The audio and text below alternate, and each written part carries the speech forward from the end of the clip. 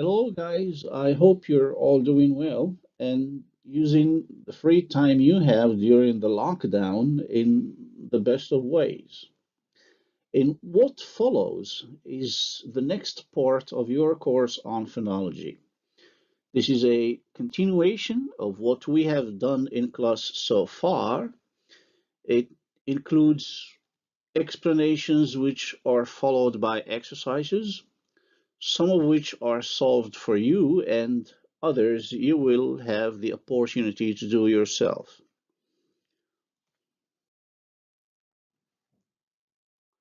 Now, here is what we will be doing in this course with some detail.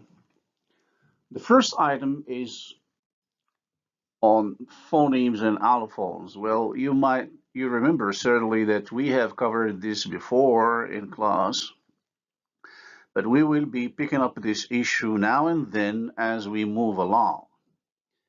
Now, the second item is on complementary distribution. We will take the necessary time to go over this part of phonological processes in the next few slides of this video. And you will have the opportunity to see problems in the process of being solved. And you will also have the chance to do this problem solving activity by yourself later on. Now, the third item is a coverage of a variety of phonological processes. We pick up assimilation first as a major phonological process, and you will see that there are a variety of processes are included under this heading. And they mainly involve how some sounds are influenced by other neighboring sounds as morphological structure changes or as the order of sounds is rearranged. Now, the next subsection deals with the syllable structure processes. These are processes that involve rearranging syllable structure by deleting or inserting items, sometimes converting segments, such as changing vowels into glides. We will also see such processes like vowel coalescence, that is when two vowels merge to make only one. Metathesis, where you have the order of segments being swapped. And neutralization, where the difference between two sounds disappears in a specific context. And finally, section 4 is going to be on phonological rules and rule formalism. This is essentially about how to convert informal phonological statements about processes that we have covered so far into formal rules. In other words, you will learn how to convert informal rules into the rule formalism that we are going to see with some detail below. So let's get started. Things can change as they move from one context to another. Adaptation to environment is a natural law that extends not just to objects and animals, but also, as we will see, to languages. Water changes as temperature changes, from vapor to ice, from ice to liquid. You might say, what does this have to do with sounds in languages? Well, it's essentially the same kind of process as sound change when they change context. In fact, this is what complementary distribution is all about.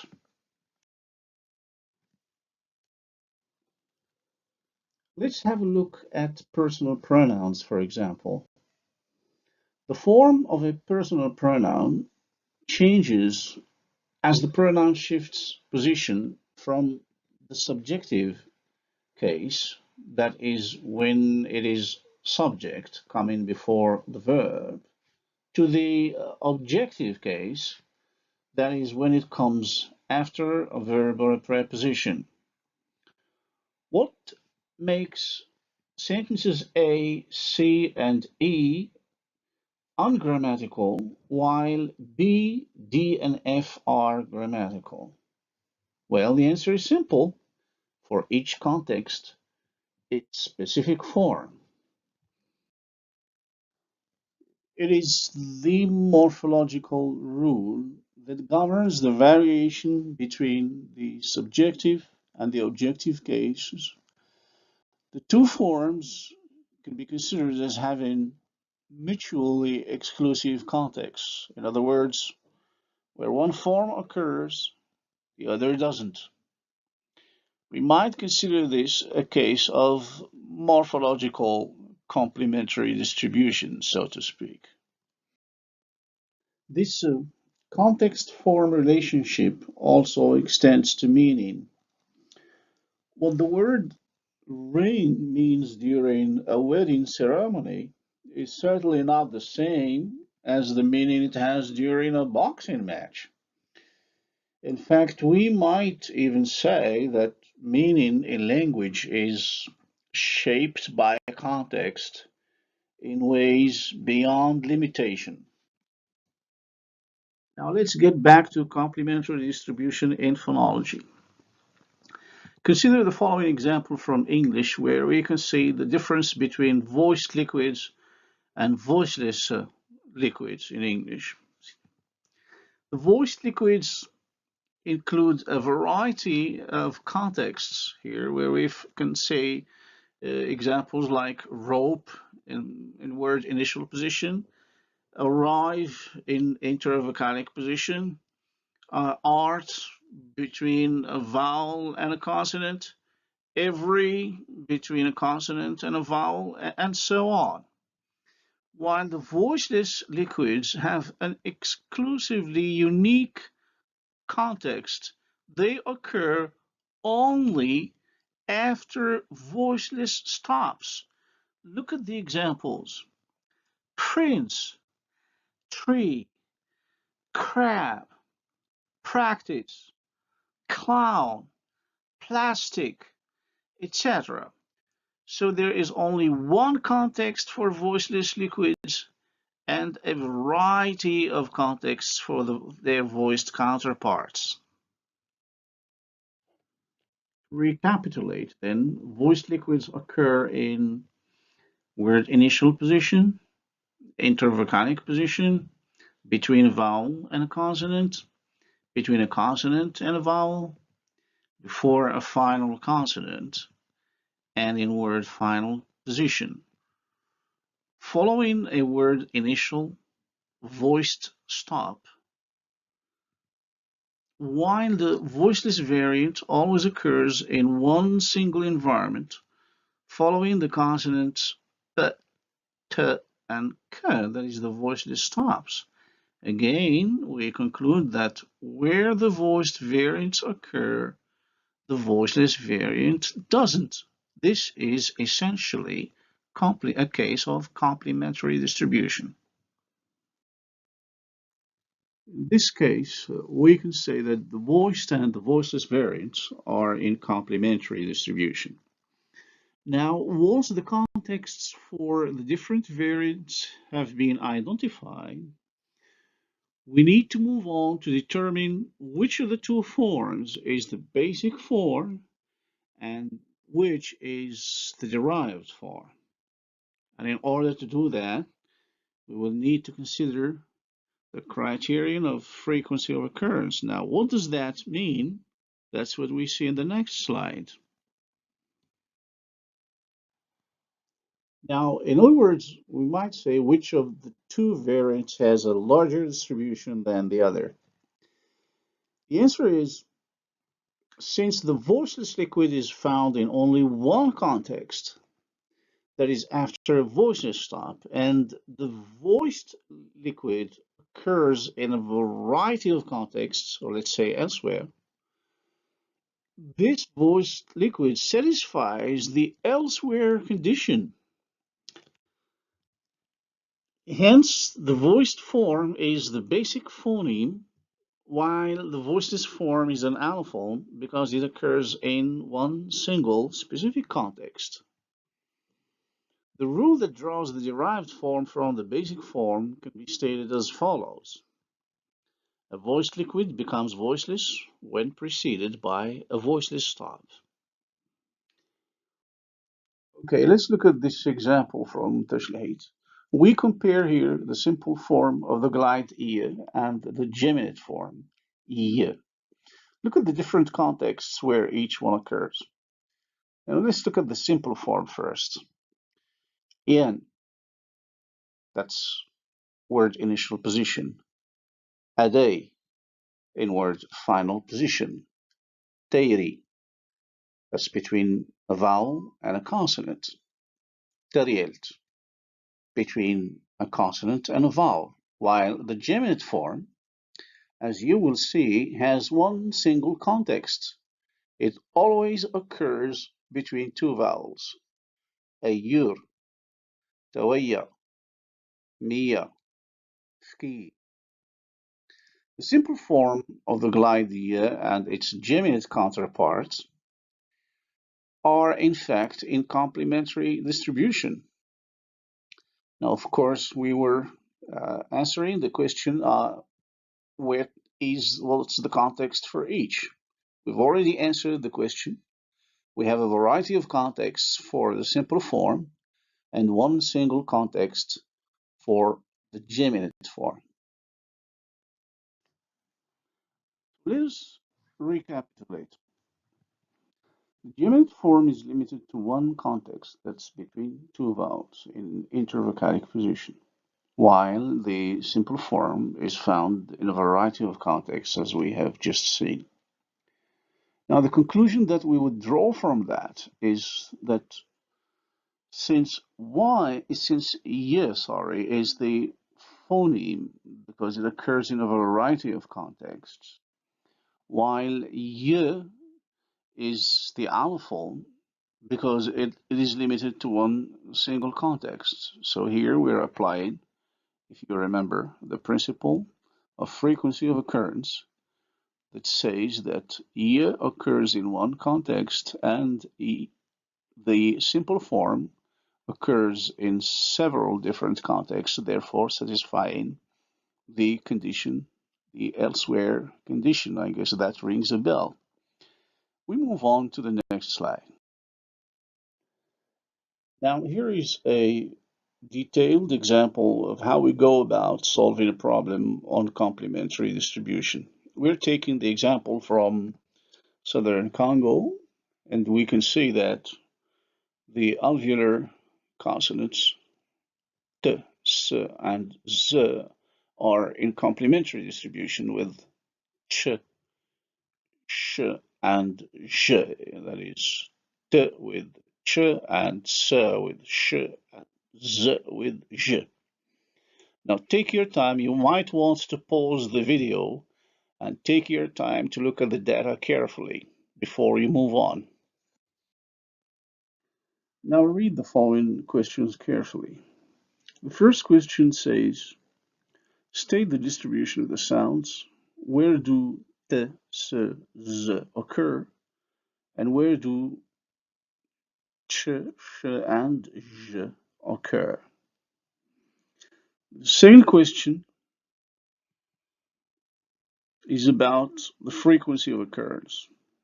That is, which sounds should be taken as representing the basic phonemes and which ones as representing the derived allophones.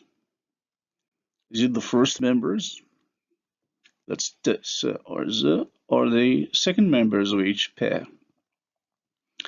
And the last question is, state the rule that derives the surface variants, that is the allophones, from their basic phonemes that you have proposed. Take your time to read the questions again carefully, and then we move on. Well, to make your task of specifying the different contexts easier, it is advisable to have a way of indicating each context. A chart like the following would help you determine the different occurrences for the different sounds. Now notice the variety of contexts where we find the first members of each pair. That's t, s, and z. We find them in word initial position, as you can see on the left side of your chart, between two vowels. For s, it occurs almost all the time, well, all the time, in fact, between two vowels. For z, it occurs in word initial position, and also between a nasal and a glide.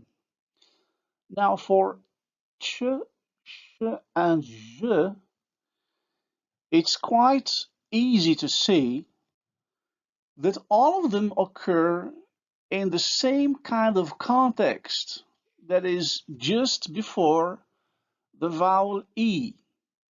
So here again, we move on to the next question, if you remember, which requires you to say which of the two variants should be considered as the basic form and which one as the derived form. Now, of course, it's quite obvious to see that the first variants, that's t, s, and z, occur in a variety of contexts, while the palato-alveolar variants, that's ch, sh, and j, occur in one single environment. Indeed, we can say that the first t, s, z are the phonemes, and ch, sh, and j are the allophones. The first ones occur in a variety of contexts, that is, they satisfy the elsewhere condition, and the others occur in one single context, and that's why we say they are the allophones that are derived from the basic forms. Okay, in the following here, you have answers to the questions that we have raised concerning the data from Southern Congo. So here's an example of how you go about solving a problem on complementary distribution. You first have to specify the different contexts. Then number two is to look for the frequency of occurrence of one of the two variants, that is, which one of the two variants satisfies the elsewhere condition and which one is limited to one single context. And finally, you just state the rule informally on how you derive the basic, how you derive the allophones from the basic phonemes. Here you have two pictures of the snowshoe hare. It's a rabbit that changed the color of its fur from brown in the summer to white in winter. The process occurs over 10 weeks, with the white fur appearing first on the ears and feet and gradually moving towards the body. During the spring, the reverse process happens. Just like sounds, the snow rabbit changes as the surrounding environment changes. So we might consider this a case of complementary distribution. Yeah, the next problem here is on Iwi, that's spoken in Togo and Ghana. In Iwi, the two liquids le and r never occur in identical environments. That's they're in complementary distribution. It is possible to derive one from the other. In other words, one of them is the phoneme and the other is the allophone. Now, what you need to do is to state the rule that derives the allophone from the phoneme. In other words, the rule that governs this distribution of l and r. You have the data right in front of you. Take the time to look at the data carefully, and in the next slide, you're going to see some steps to follow. Okay, here you have the steps to follow that we have somehow already seen. if first thing you have to do is to list the set of contexts for each variant, and that's the one of the best ways to do it is to draw a chart and specify the context for each variant. Now, the next step is you try to find what feature do these contexts have in common, for example. What is it that they share? If you can specify the context using a single feature matrix, then you have laid your hand on the right solution. Now, the step 3 is where you state the rule that specifies how you derive the allophone from the basic phoneme. In other words, here you will have to go back to the elsewhere condition principle and apply it to one of the two variants, and so you can determine which one is the basic form and which one is the allophone. The next problem is on it's about language spoken in Mexico that's called Tiolabal, where you have the velar stop and the glottalized velar stop can be considered as variants of the same phoneme. In other words, one should be considered as the basic form and the other as the derived form. Now, what your task is to determine the context for each and decide which one should be considered as the basic phoneme. The next problem, so your next problem, and for the sake of more practice, is on American English, and we'll see the different variations of the liquid r. Well, you have the voiced r, the voiceless r, and the syllabic r. These can be considered as being in complementary distribution. In other words, where one variant occurs, the others don't. Now you are supposed to give a description of the context for each of the variants and decide on which one should be considered as the basic. And of course, the other two would be considered as the derived. Now let's read the data. So you can hear the different realizations and pronunciations of the different variants. Trap, rough, priest, arise, barn, port, Mary, hammer, professor, runner, drain, and cream.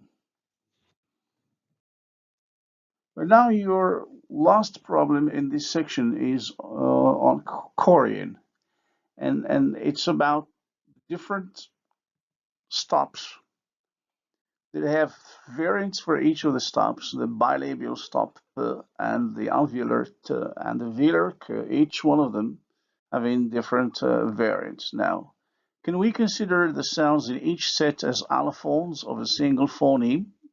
In other words, in each group we have one phoneme and two allophones. If so, what conditions determine the placement of each, or are they separate phonemes? Now, of course, you need a hint here, which says, how do you prove that two sounds are separate phonemes?